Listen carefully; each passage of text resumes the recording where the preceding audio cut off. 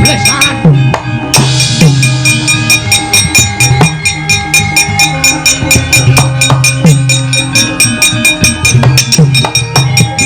Rayone binatang menungso jajalanan. Wah, Janaka sing ngewahi-wahi. Mani karo pun Kakang. Kowe wani karo nata mantura Prabu Baladewa.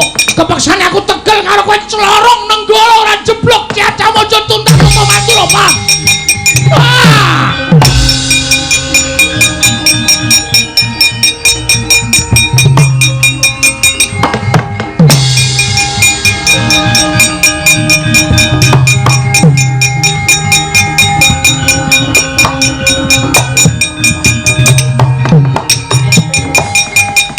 Kebat kekilat kesit pindha takit lambang Kyai Nenggala den lepasaken dening Sang Baladewa ner dadaning Sang Arjuna tanggap kasutapanipun Nata Ndarawati.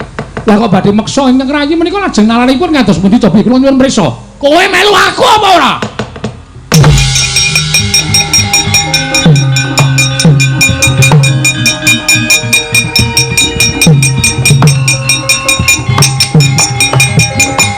Wis saiki ngene, ora sakekan gunung tanpa guna. Najan akeh-akeh nggo matur marang Sang Hyai Prabu Ndarawati wadene Gusti Adi kuwi pinter nggone wangsulan. Pinter nggone wangsulan wekasan bola-bali aku mesti kalah rembugan karo Hyai Kresna. Kowe gelem tak boyong apa ora? Kowe gelem tak boyong ning Astina apa ora? Yen ora gelem tak boyong ning Astina, aku mentolo karo kowe Kresna. Aduh. Arjuna, Janaka.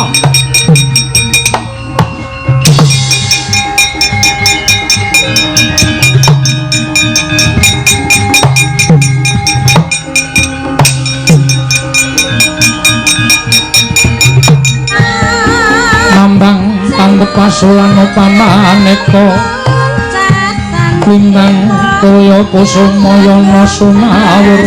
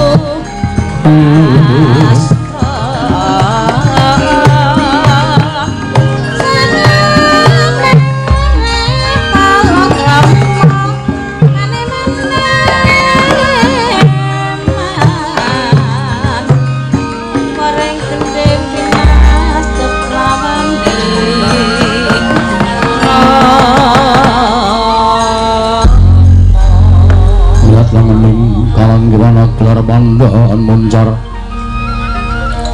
tinon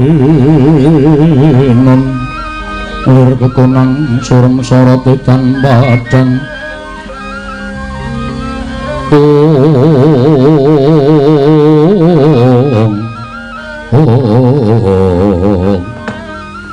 Kakang Naradu Kakang Resi Kanika Putra menapidi wonten timbalan jumbuh kaliyan menapa ing sampun kula aturaken bilih kalenggan manika ingkang rayipun Manikmaya nedya anyerap rampatan lumampahing perang ageng Baratayuda ingkang kelampah ngancik 18 dinten sakmangke.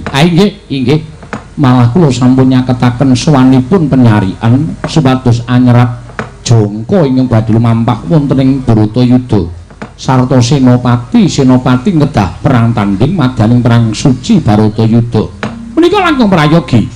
Tumunten kawiwitan di samangke kula atur paring dawuh dhateng ingkang putra pun penyarian wonten timbalan pukulun. Mara samapta ing gati sawiga indiri kula nedya njlentrehake kodrat ingkang wis muya bisa binuset yaku ingkang winastan Baratayuda Jaya binangun mara kawiwitan penyarian ngestaken dawuh menapa sampun paduka dawuhaken tertentu badhe kula serat wonten telenging Jitapsara menika Iwang Pikulun penyarian iya ing ngangka sepisan nalika tumapak ing perang gedhe Bratayuda Senopati Ngastina ing majuning pabaratan tanulika Jabamung Pandhita ing Talkanda Mahatmursi Wara Bisma pundhine para Pandhawa ngajokake putra Wirata katelune kodrating jagat putra Wirata Seta Utara lan Wratsangka kudu kapuping rana Madyalaga bali marang asal mula-mulanira pundhine Begawan Bisma ingkang sayektine mboya bisa mati kelamun ora saka karepe pribadi tetep kinudrat kudu tekaning pati mungsuh Senopati Pandhawa ing ngaran Wara Srikandhi kula ngestaken dawuh pundhine ingkang angka 2 nalika semana Kurawa ngedali Senopati tanulika Jabamung Nalindra ing Mandura Prabu Baladewa pundhine ingkang kudu mungsuh lawan Nata Mandura tanulika Jabamung putra yakuwi ing Jodipati satring jangkar bumi kang aran Antarja penyarian nyatlangeneng kalanggian aklar mandan moncar tinon lir gagonang surem sorot etan padang kasur lan pajaring purnaming gegono dasari mangsa katiga kocak kacarita nalika semanten ing dina Indrawati ngalampah tapa nendra ning bali Makambang sejati kang pranyata sukma ngambara mapan ning alaman para suwan wonten ing kayiwangan amimba lanceng pethak midhangetaken sabdaning Iwang Pikulun Jatimurti nalika semanten kagiat Sang Narayana dupi mulat Sang Hyang Jagadgirinata manabda bilih ingkang raka ing Mandura Prabu Baladewa minangka Senopati ing Kurawa mengsah Raden Antarja sigra temuyup kang lanceng seta nyampluk punang wangsi temah ambleber ambu sak seratan sang nata ing Mandura Prabu Baladewa ical wujuding lanceng seta wenteh nenggih sang sukma wicara kagiat kadra wekasan nenggih Sang Hyang Manikmaya wau kumangeng dia mangungkung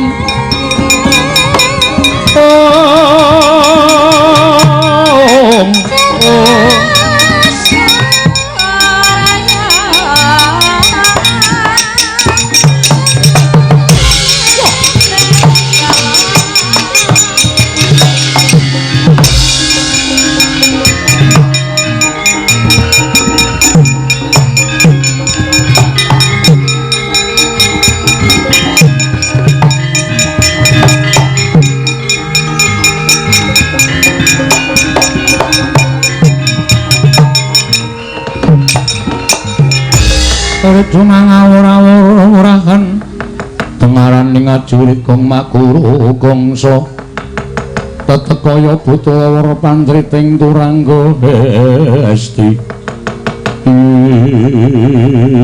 nunamit pasang Kalimantabi Pukulun tadah wadana kula ingkang abyantrangsa paduka Pukulun kita ingkang mimba lanceng seta tumuli ambu sak seratan ana ing Jitapsara kanthi anyuntak wujuding mangsi Narayana wonten timbalan apa to kang dadi wigatine dene mengkono kang dadi pakarti kita nyuwun pangapunten estinang manah kula mboten lila menawi kadang kula sepuh ing Mandura madheg Senopati Senopatining para sata Kurawa mengsahipun kedah pun Antarja Pukulun Antarja menika kula nuwun sewu nadyan wujudipun nem-neman atmajanipun Werkudara menika kula nyuwun pangapunten nanging Debyasura sekti kalintang jayaning perang kula kinten Koko Prabu Mandura mboten badhe saged ngasoraken kridanipun Antarja mila babakan Senopati saking Ngastina ingkang kasalira Koko Prabu Mandura tuwin Senopati ngamarta ingkang kasalira dening pun Antarja menika kala wau sampun ngantos sinrat wonten ing Jitapsara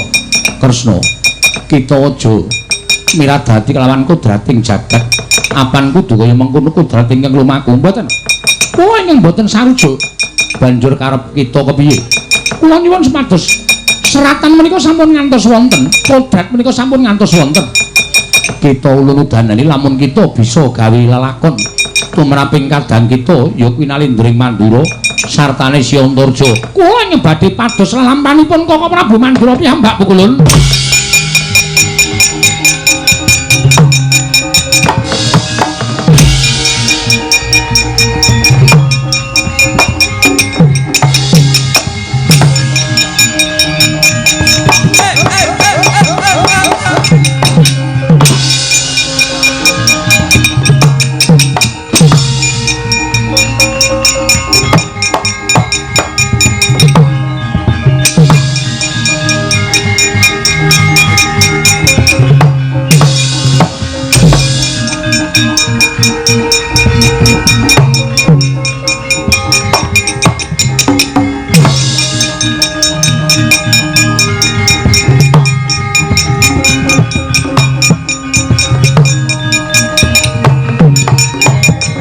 Astina Maha Prabu Duryudana mangandika duwarining Sunwarkudara den kaparenggene Koko Prabu wonten dawuh Yai kabar ingkang sumebar Koko Prabu Ndrawati nglampahi tapa mangambang wonten ing Balikambang sinten ingkang saged amungu kasutapanipun Koko Prabu Ndwaraka menika ngebadhe cinadhang unggul wonten ing Bratayuda Jaya Pinangun Koko Prabu Ndrawati menika kapernah kadang tarunanipun Koko Prabu Mandura menawi jengandi Koko Prabu menika saestu tresna dhateng ngrayipun Duryudana kula kinten jengandi Koko Prabu sagah amungu nendranipun Koko Prabu Ndrawati lenggah prayogi Yai Prabu Ndrawati aku ingkang prapta kowe wungu saka nendramu Yai Prabu.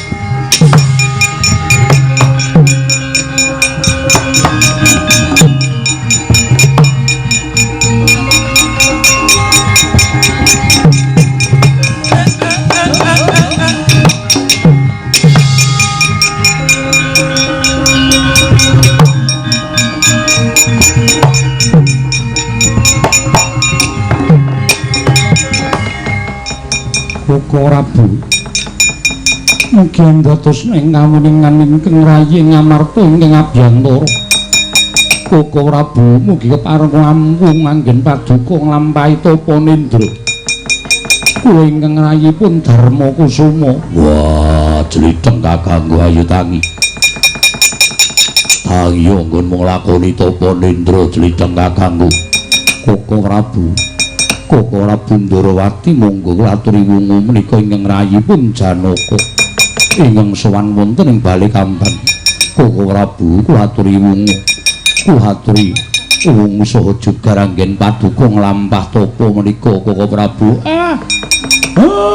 Ndara Janaka Kakang Semar kepiye? Setahun sampeyan anggenipun gugah ingkang raka mboten ajeng wungu. Ibarate niku wujute kurungan ning manuke pun boten wonten kok, Den.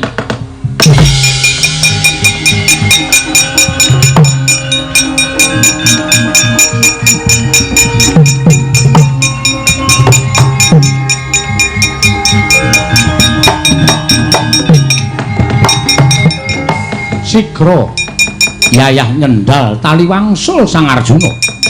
Raga sukma dedel ngawiyat ngambah Alamantara. Kondur wonten raganipun Sang Arjuna miwah nata Dwarawati.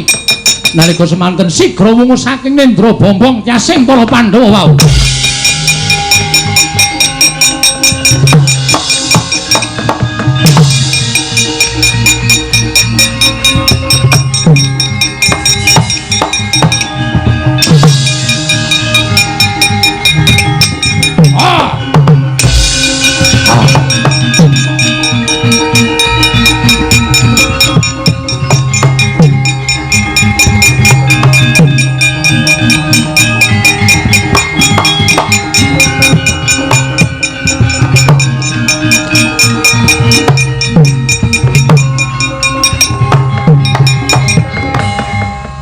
Yayi. Kula nyuwun pangapunten kula ingkang sampun wungu saking anggene kula lampah tapa. Uga Prabu ngaturaken panuwun ingkang tanpa pepindhan. Yayi Arjuna ulun maring dawuh. Siadi ingkang sumusul kelawan pun Kakang saka ing alam Mantara. Inggih Koko Prabu. Arepe jlitheng Kakang apa? Werkudara. Nggih. Niti priksa ingkang bakal lakon. Tegese piye? Jangkaning jagat ing nastan Bratayuda Jaya Pinangun. Dina samengko pun Kakang wis entuk ya kuwi Werda Jangka Bratayuda kang aran Jitapsara. Kanipun Kakang wis bisa ngasta wujuding buku Jitapsara pun Kakang ngerti marang lakuning Bratayuda. Wah, syukur yen to pancen kaya mengkono. Aku melu seneng tresna kakangku. Pun Kakang ingkang bakal tansah angampingi marang para Pandhawa jer Pandhawa ingkang bisa njugarake kasutamaning pun Kakang saka alaku tapa nindra mau. Wah, Kresna kakangku iya. Yayi Prabu Ndarawati.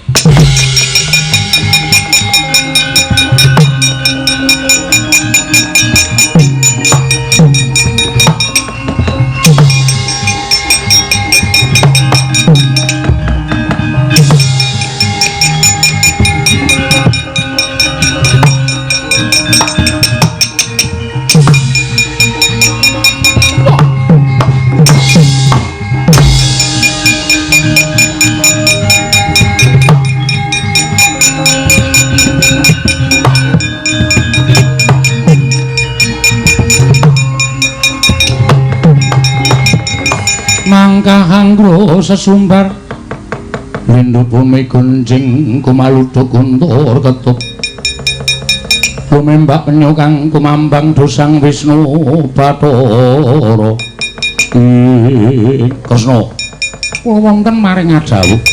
Lah kok Siadi wis wungu saka nggone nglakoni tapa nindra? Iki kasinggihan mekaten Koko Prabu. Kula sampun maripun anggenipun lampah nindra wonten ing bali Makambang. Monggo pun Kakang diutus dening Prabu Duryudana supaya mungu lawan kasutapane Yayi Prabu Ndarawati. Lah kok dadi Siadi wis mungu saka nggone nglakoni tapa iki mau sing bisa njugarake kasutapane Yayi Kresna sapa? Inggih kadang-kadang kula para Pandhawa ora wah dalah karepe dhewe.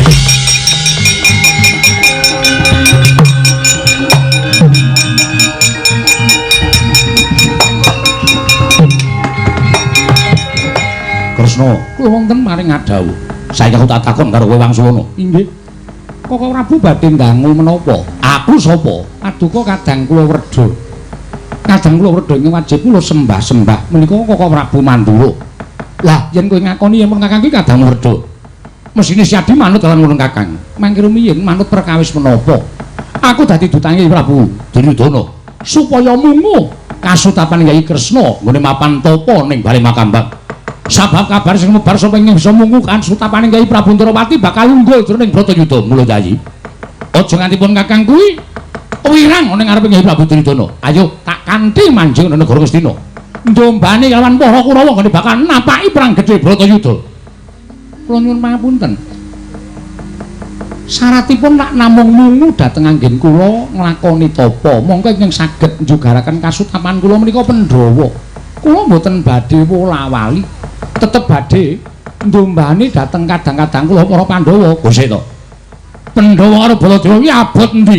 Gumantung. Lho, gumantung piye? Kula nyuwun pangapunten. Kula menika nalindra mboten kenging wola-wali. Kadewi Kresna tumameng drancang mboten kenging lumebek menawi kedah ndombani Pandhawa turta dasaripun Pandhawa ingkang saged mungu dhateng kasutapan kula inggih kula mboten badhe wola-wali. Najan paduka kadang kula sepuh najan paduka menika sembahan kula ning nyuwun pangapunten tegesipun panjenengan sampun boten saged mungku kasutapanipun Nata Ndarawati. Lah kok badhe meksa ingkang rayi menika lajeng nalaripun kados pundi cobi kula nyuwun priksa. Kowe melu aku apa ora?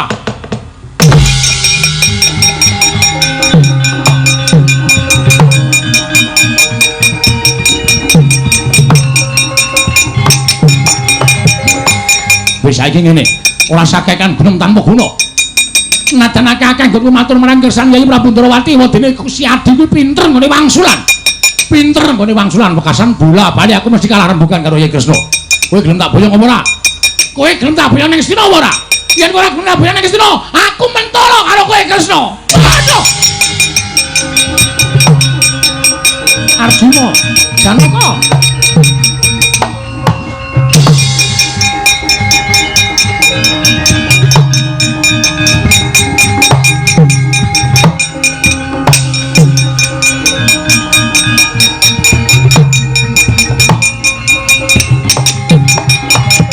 Wah, setan kuku karepe dhewe.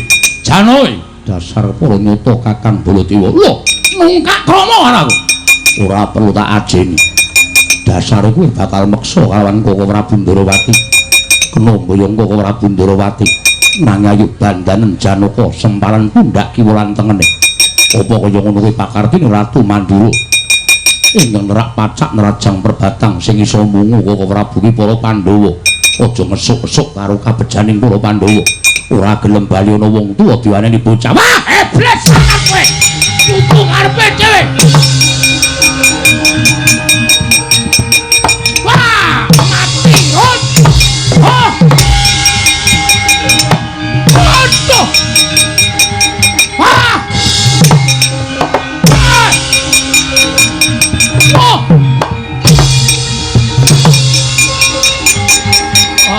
Heblet sangat.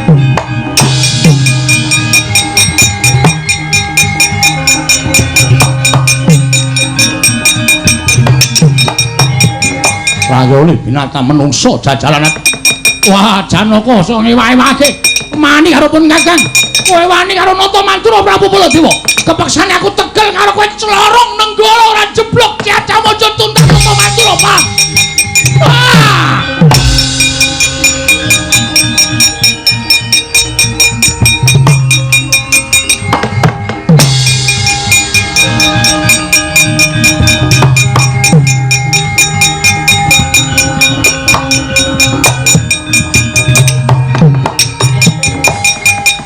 Kebat kekilat kesit pindha tatit lambang Kyai Nenggala den lepasaken dening Sang Baladewa ner dadaning Sang Arjuna tanggap Sang Abagus siga minglar saking papan pabaratan Nenggala tumancep wonten ing Bantala Satemah Bengkah tanggap risang nata ing Ndarawati wau.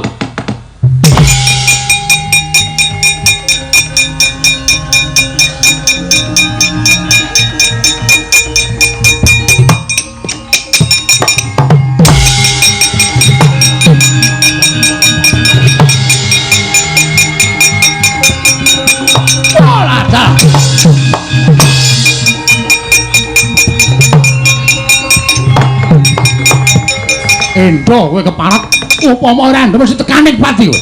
Ayo aja wae ndani Kyai Nenggala. Nek pancen kowe satriya digdaya tampanono nganggo dada Kyai Nenggala. Prabu Baladewa. Destun temen pakarti kita. Ing atase kita nggunakake pusaka sewiyah-wiyah. Kita nggunakake pusaka ora manut kelawan pranatan sarta kekuwataning pusaka. Ngerti yo? Kyai Nenggala tumancep ana ing Bantala ulun dewaning bumi ora narimakake bumi dadi panas murup kaya dene geni kang mangkono Prabu Baladewa seksenana lamun pati kita besok bakal jinepit bumi sapitu. Waduh mati Kresna mati aku. Oh aduh hati aku.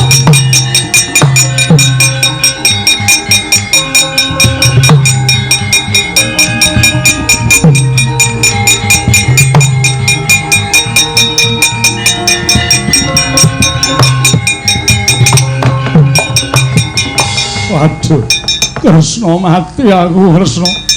Kok Prabu jele-jele wonten menapa? Kresna aku tulungono. Yayi, kowe mesti ora mentala kalipun Kakang aku tulungono, Kresna aku tulungono. Inggih wonten menapa? Aku nglepaske Kyai Nenggala. Pengajap nyirnake karo adikku Janaka wani kalipun Kakang. Ning Janaka minglar, Janaka endo. Nenggala iki temancep eneng bumi. Takono swara saka dewaning bumi sing ngandhake patiku bakal kecepet bumi sapitu. Kresna, lelakonku iki piye, Kresna? Oh.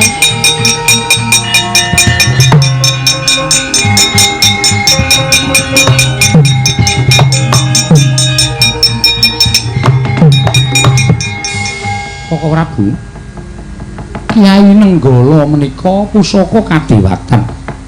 mboten saged dipun ginakaken sak kersanipun Koko Prabu kedah sak traju sak bobot menawi kedah nyirnakaken dhateng mangsaipun. Iya, iya. Lah aku kudu piye? Aku kudu piye, Kresna? Aku matiku bakal ngrekoso sesuk. Samenika ngaten kemawon. Tiyang gadhahi kalepatan menika kedah dipun tebus. Nebuse piye? Koko Prabu nuwun pamunten. Sakmangke Koko Prabu kedah wantun nilar Kamukten Mandura. Lho. Nilar Kamukten Mandura. Inggih. Lah Mandura terus piye kahanane? Dawuh dhateng Nayaka Mandura, Mandura bondo donyanipun kedah dipun dum-dumaken dening para kawula. Sedayanipun kongsi tapis. Didung-dungke dening kawula. Inggih. Menika srana panjenengan nebus dosa ing angka kalih. Koko Prabu kedah lampah tapa. Laku tapa. Suwene pirang taun, suwene pirang sasi babakan perkawis dangunipun pinter menika kula mboten saged ngaturaken. Nanging kedah nglampahi tapa ngantos sak sedanipun Koko Prabu benjang. Nganti sak patiku. Inggih. Lah tapane aku kudu nendi? Kasutapanipun kedah mapan wonten ing papan inggih menika Grojogan Sewu tawi Cemara Sewu. Grojogan Sewu Cemara Sewu. Inggih. Waduh. Lah kok dadi kaya ngene kahananku Kresna. Sampun to. Menika sampun kira drat kedah mekaten lampanipun. Samangke Koko Prabu ngaturi tindak wonten ing Grojogan Sewu tuwin Cemara Sewu madhep Brahmana wonten ing mriku. Ya, ya. Negari Mandura bondo donyanipun dipun dum-dumaken dening para kawula sak negari Mandura supados gesangipun sami murwat. Ya, ya, ya. Saged mboten? Ya, ya aku sagu. Menawi Koko Prabu mboten saged nglampahi sedanipun badhe kajepit bumi sapitu. Nanging menawi saged nglampahi tegesipun sampun lebur dosa. Kula kinten mangke badhe wonten margi kamuksan ingkang sae tumrap paduka Kanjeng Koko Prabu. Ya, ya wis tak mangkat. Tak mangkat tak lakonane Kresna, tak lakonane.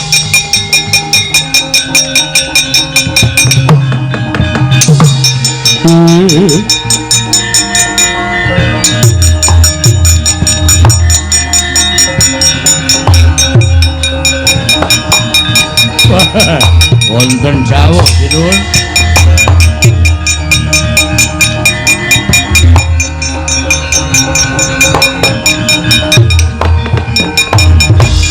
Praguta wonten jawuh. Dadi mangsa iki kowe kudu pisah karo aku Praguta. Lho, pisah pripun? Lho menika rangka panjenengan. Praguta kowe yen tak critani lelakonku mesti mung muspra tanpa guna jeruk ora bakal bisa mbantu aku apa-apa yen ora aku dhewe ingkang nglakoni. Nggih. Lah pripun? Kowe Balya. Wangsul yo. Balya klumpukna kawula sak negara Mandura. Bondo donya Mandura domna marang para kawula kabeh. Oh nggih. Lah panjenengan badhe tindak pundi? Panjenengan menapa mboten kondur wonten negari Mandura? Sinuwun Praguta. Wiwit dina iki aku ora bakal mapan ning saben-saben negara Mandura. Mergo aku kudu nebus dosaku lawan dewaning bumi ingkang wis kena daya kekuwataning Kyai Nenggala. Aku kudu nglakoni tapa nganti sak patiku sesuk Praguta. Wah, lah pripun.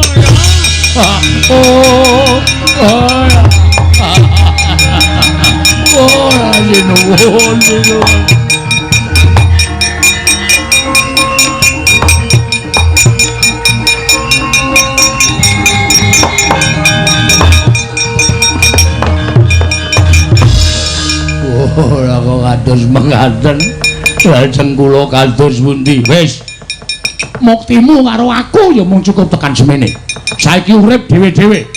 Golek pepadang ing ati dhewe-dhewe Balya. Aja ngrendheti niatku ngono bakal manjing dadi pendhita, manjing kasutapanku. Nggih. Aja ning sisa. Kabeh bondo Mandura domna dening para kawula sanegara Mandura. Nggih, nyuwun pamit. Kawula nderekaken sugeng tindak paduka. Mugi-mugi sami-sami pikantuk pepadang. Wis Balya Praguta ngesaken rawuh.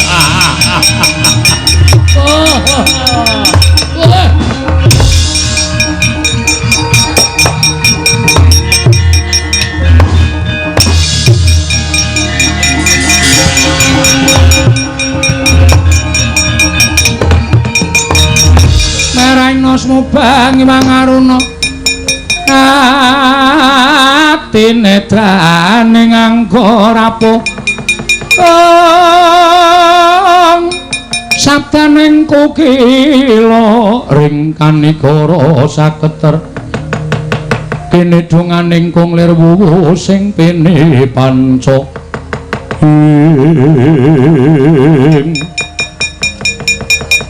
lumereking wanci dina gumanti sasi gumanti taun nalika semanten wis lumampah perang ageng Bratayuda jaya binangun Kurawa tumpes kelor datanpa sisa klebuna teng Astina Prabu Duryudana ugi gugur madyaning Rana Madyalaga Pandhawa boyong wonten negaring Astina nalika semanten nata Prabu Puntadewa sigra madhet nalendra jejuluk Sang Nata Prabu Kalimataya anyareng ileking punang jabang bayi turasing sawarga Raden Abimanyu nenggih Raden Paripurna ya Raden Parikesit Sang Nata Prabu Kalimataya sigra lengser ke prabon sing cipta sida menengaken ingkang mayah Prabu Parikesit jumeneng nata wonten negaring Ngastina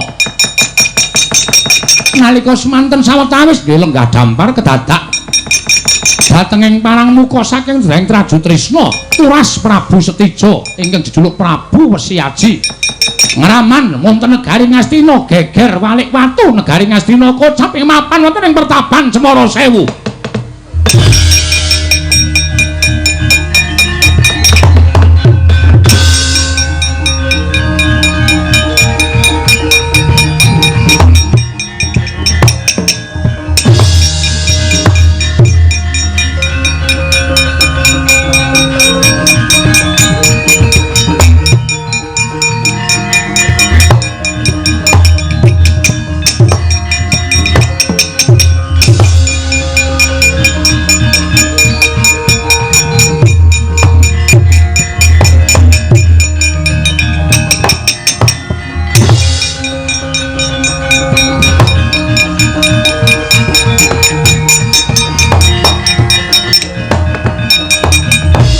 Kunjang kanjeng langit kelap-kelapaton lir kincanging risang mawe gandrung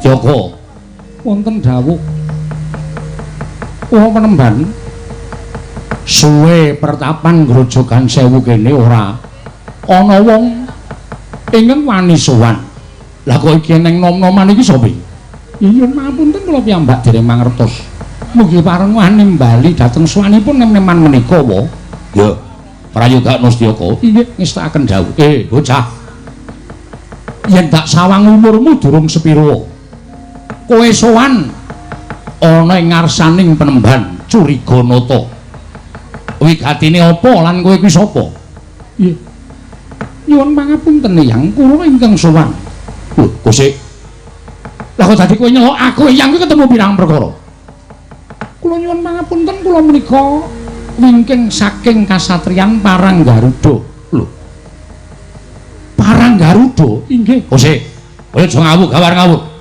Paranggaruda kuwi kasatriyane anakku Samba biyen lah kok dadi kowe ngaku yen to kowe iki satriya saka Paranggaruda nyuwun pangapunten kula menika wayah paduka kula menika putranipun satriya nembe kemawon panjenengan ngendikaaken lho satriya sing lagi wae tak kandhake sapa kula menika putranipun nuwun sewu Kanjeng Rama sawarga Raden Samba kula menika pun Dwara kula menika wayah paduka lho anake Samba we inggih wah dalaku kowe tuwa tenan aku wah anake Samba we edan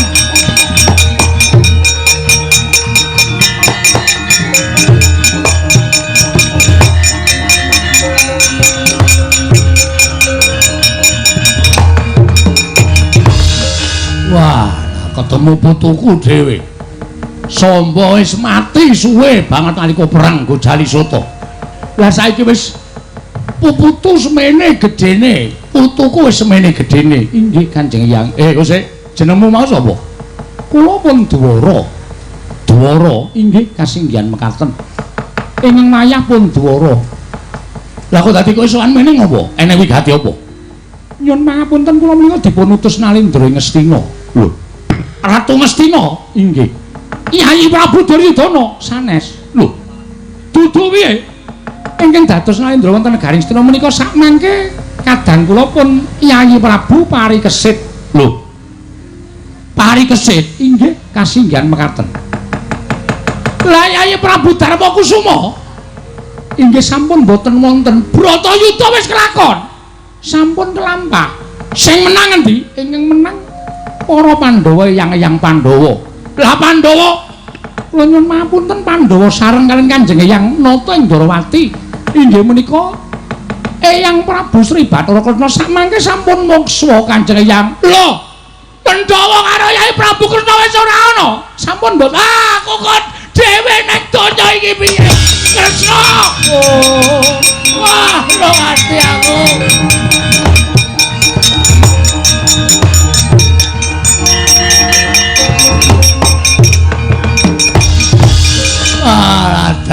Wah, kok jebul aku ora weruh donya. Pirang-pirang puluh taun suwene. Inggih, mekaten Kanjeng Eyang. Ya wis ora apa-apa mbok menawa pinesti aku kudu duwe umur dawa tinimbang dulur-dulurku kabeh. Terus niatmu piye, Dara? Dipun utus dening Yayi Prabu Parikesit ngastina ketekan parang muka nalindra ing Traju Trisna Prabu Siaji ingkang ngamuk punggung Suratamta nirbaya nirwikara.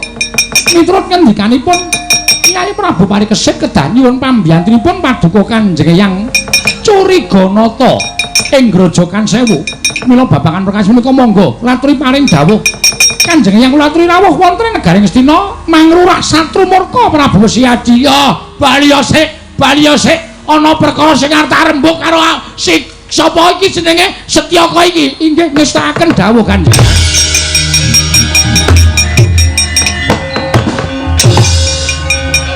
Toko wonten dawuh majune. Inggih.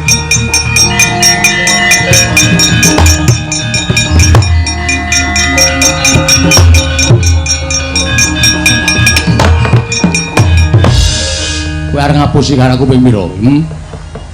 Kowe arep ngapusi karo aku ping pira?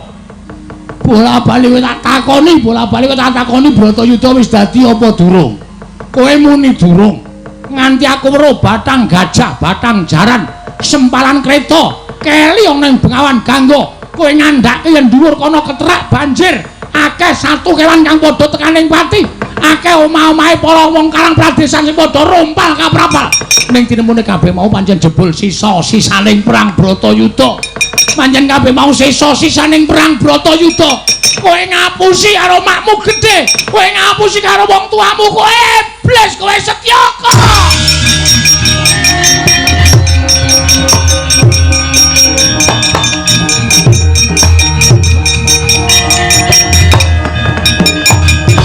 Mudar pecah ndasmu.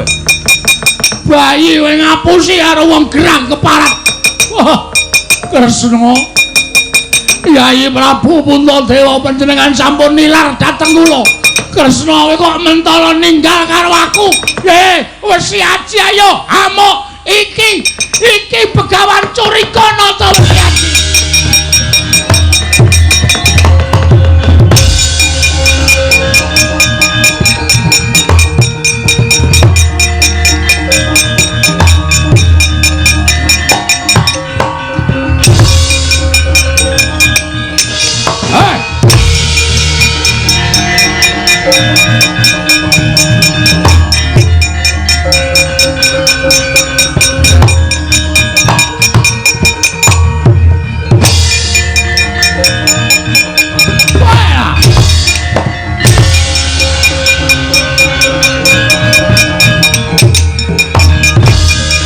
Sapa iki? Pendhita tuwek keklek, rambuté werna loro, jenggote werna loro. Napase melar mingkus, maju ning pabaratan. Lek mripanmu ganten agapamu. Tilas nata mandura, aku Prabu Baladewa, pandhita ing Cemara Sewu ya ing Grojogan Sewu. Aku Resi Curiganata. Kowe wis Siaji kowe? Kowe wis Siaji? Yo, dasar Kemaranyata, turasing Setija. Iya, dasar Kemaranyata. Aku karo eyangmu gething, karo anake gething, karo putune aku ya gething. Wah! Ayo kakek. Atau sastra cinta. Atau sastra cintamu. Watak nasi dhewe ya ora mung sekembule ya. kurang gaman bedatya ayo kurang polo kroyok negara musuh curiga nata lakon mati dene aku kowe iya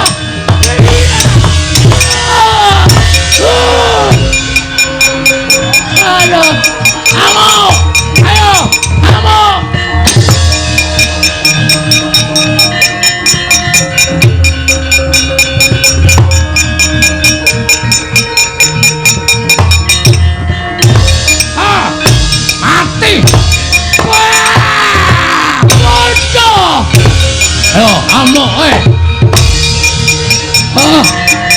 iya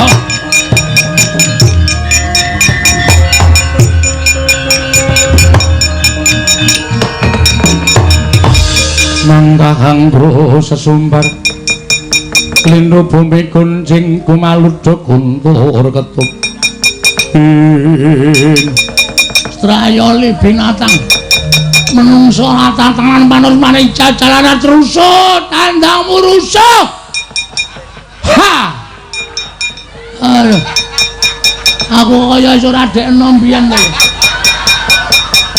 bengoe kok rasane kaya wis mengkis-mengkis gugu karepe dhek kowe nyokot curiga lho kowe nyokot tilas ratu Mandura Prabu Baladewa wah cocok nenggala telakmu ora mutar aja tundang Baladewa nenggal aku nanti mau mati teneng aku mati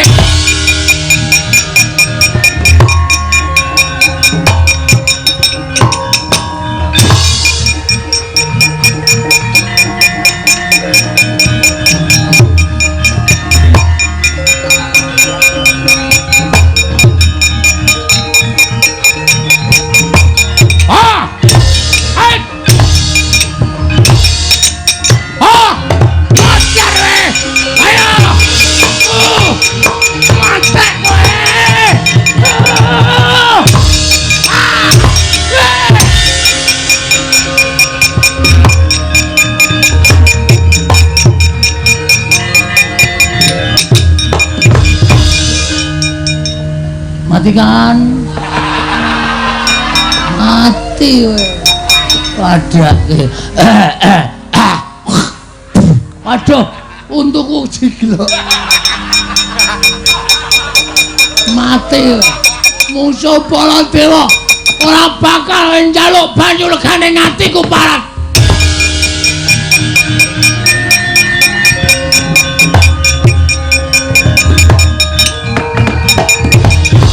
kaya wasana sasmita nyaketi telas tulising nata Mandura Prabu Baladewa Kyai Nenggawa nalika semanten ngambara ngawiyat kondur wonten ing kayiwangan kaget nata Mandura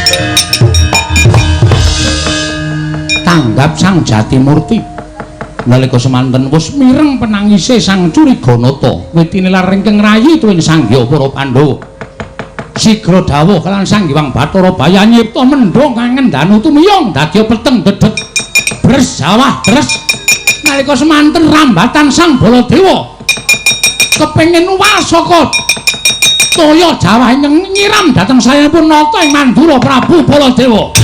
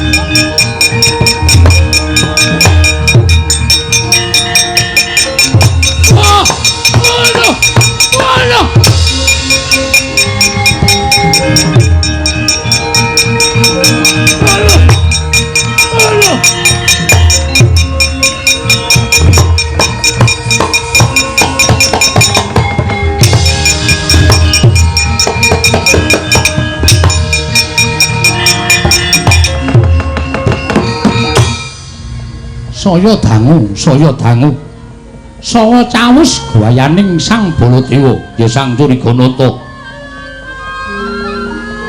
saya katingal alom saliraning Sang Baladewa keparenging Jawata kaya wis telas tulising tilas nata Mandura miwah Pandhita ing Cemara Sewu ya ing Grojogan Sewu kaya wis purna kewajibane nggih nyoga laron ing jagat nalika semanten sigra tanggap Sang Jatimurti anubing kelawan Sang Sukma Wicara nenggih sukmaning nata Ndrawati sigra methuk ing neraka kundur wonten ing kasedan jati. Oh